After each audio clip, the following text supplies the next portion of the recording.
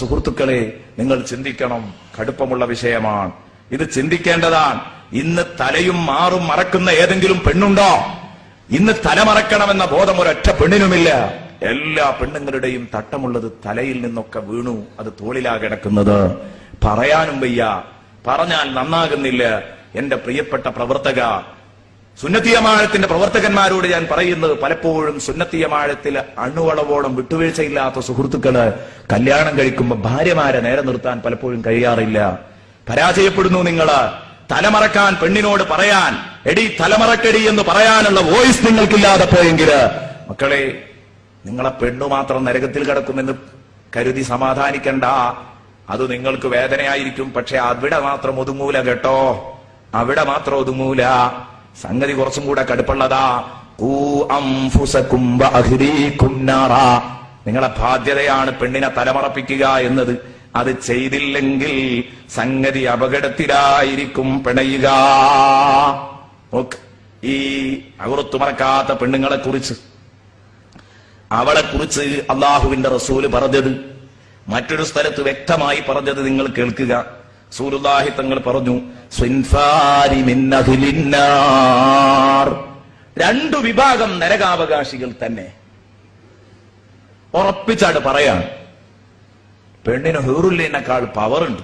പക്ഷേ സ്വർഗത്തിലെ ഹൂരിയേക്കാൾ പവർ ഉണ്ടാവണമെങ്കിൽ നിർബന്ധമായിട്ടും തലമറച്ചേ പറ്റൂ, ശരീരം മറച്ചേ പറ്റൂ, നാണം മറച്ചേ പറ്റൂ. അല്ല, പെണ്ണിന് ജയിക്കാൻ പറ്റില്ല, സ്വർഗം നേടാൻ പറ്റില്ല. നബി പറഞ്ഞു, രണ്ടു വിഭാഗം നരകത്തിൽ തന്നെ, സംശയിക്കേണ്ട.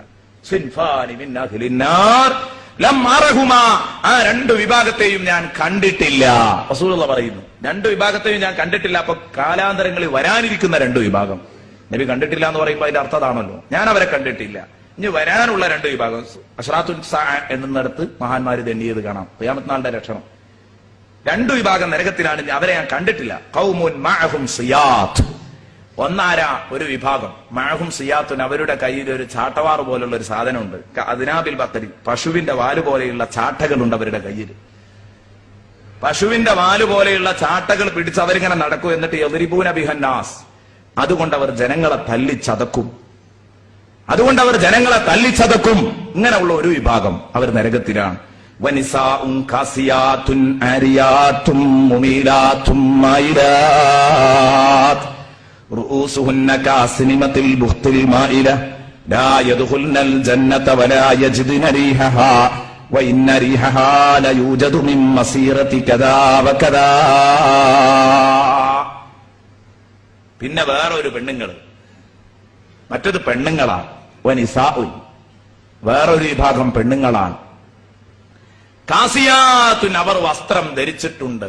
എന്നാൽ ആരിയാത്തുൻ, അവർ നഗ്നരാണ്. കണ്ടോ, ധരിച്ചിട്ടുണ്ടോ എന്ന് വെച്ചാൽ ധരിച്ചിട്ടുണ്ട്, ഇല്ലേന്ന് വെച്ചാൽ ഇല്ല. അതാ കണ്ടീഷൻ. അതാണ് ഇപ്പൊ ഇന്നത്തെ വസ്ത്രധാരണകളൊക്കെ. അതിന് രണ്ട് വ്യാഖ്യാനങ്ങളാ മഹാന്മാർ കൊടുത്ത്. ധരിച്ചു ധരിച്ചില്ല എന്ന് പറയണമെങ്കിൽ രണ്ട് വ്യാഖ്യാനം. പകുതി ധരിച്ചു, പകുതി ധരിച്ചില്ല, അതിനങ്ങനെ പറയാം. കാസിയാത്തുൻ ആരിയാത്തുൻ, ധരിച്ചിട്ടുണ്ടോ, ധരിച്ചിട്ടുണ്ട്, ധരിച്ചിട്ടില്ലേ, ധരിച്ചിട്ടുമില്ല, രണ്ടും പറയാം. കാരണം പകുതി മറച്ചിട്ടുണ്ട്, പകുതി മറച്ചിട്ടില്ല, കുറെ ഭാഗങ്ങൾ പുറത്താണ്. അപ്പൊ കാസിയാത്തുൻ ആരിയാത്ത്. അല്ലെങ്കിൽ മുഴുവനും അകത്ത് തന്നെയാണ്, പക്ഷെ വളരെ കട്ടി കുറഞ്ഞ ഡ്രസ്സുകളാണെങ്കിൽ ധരിച്ചിട്ടുണ്ട്, പക്ഷെ ധരിച്ചതിന് ഫലമല്ല, അകത്തുള്ളതൊക്കെ കാണുന്നുണ്ട്. കട്ടി കുറഞ്ഞ ഡ്രസ്സ് ധരിച്ചാലും ഇതിൽ പെടും, അതുപോലെ തന്നെ വലുപ്പമില്ലാത്ത ഡ്രസ്സ് ധരിച്ചാലും ഇതിൽ പെടും, രണ്ടും പെടും. അതുപോലെ തന്നെ ശരീരത്തിന്റെ വണ്ണം എടുത്തു കാണിക്കുന്ന ഡ്രസ്സുകളായാലും പെടും.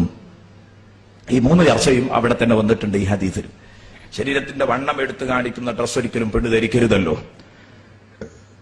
ഇന്നാണെങ്കിലോ അങ്ങനെ ഒരു യുഗാണ്.